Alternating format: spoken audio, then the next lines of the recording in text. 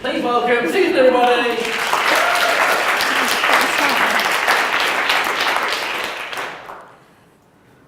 I thank you for your tears. We are very grateful, but they are not enough.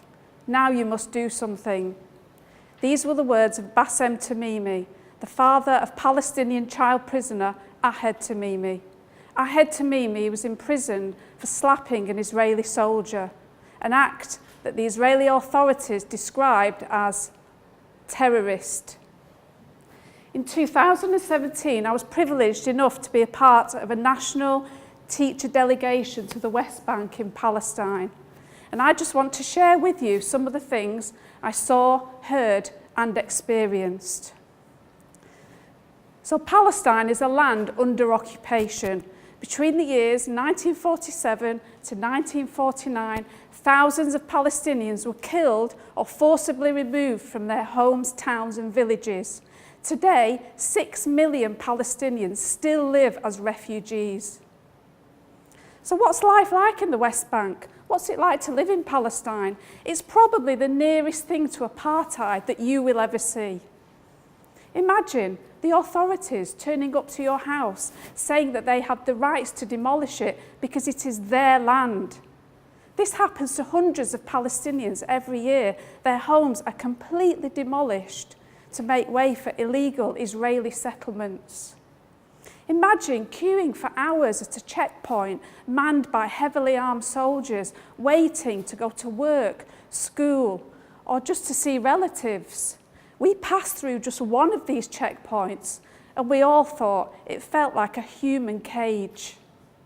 Or imagine not being able to walk down certain streets or drive on certain motorways because you are Palestinian. This happened to a friend that we were with. He had to wait at the end of the street. He wasn't allowed to walk with us or talk with us or be with us. Or imagine your child is arrested in the middle of the night, their hands tied, they're blindfolded, and they are carried off to a prison far from your home. This happens to 800 Palestinian children every year. And the most common offence? Throwing stones. Who didn't throw stones as a child? I did. A Palestinian child can get a year for every stone that they throw. So what else do I remember about Palestine? There was some nice things. I remember the Palestinians being some of the warmest, most welcoming people I've ever met. I remember being given the sweetest Arabic coffee in every home, every town, every village that we went to. I remember the refugee children just wanting to walk with us and talk with us and be with us. I remember the smell of freshly baked bread as the Palestinian market traders set up their stalls under the warmth of the beautiful golden Jerusalem sunlight. And I remember our fantastic guide, Noor, who seemed to just shout at us all the time, Yalla, Yalla, Yalla, which was the only bit of Arabic I ever learned, although I have learned another bit tonight. And we found out at the end of the tour that it means get a move on. So at the end of the tour, we turned to Noor and we said, what can we do? We feel powerless, we feel helpless, what can we do? And he just said, tell our story. Tell your friends, tell your neighbours, tell your relatives, tell your colleagues. And that's what I've tried to do.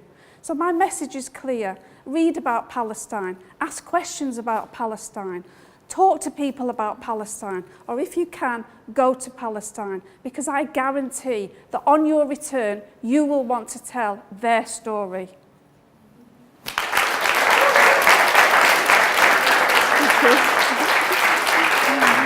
Really good job, Sue. Really good job.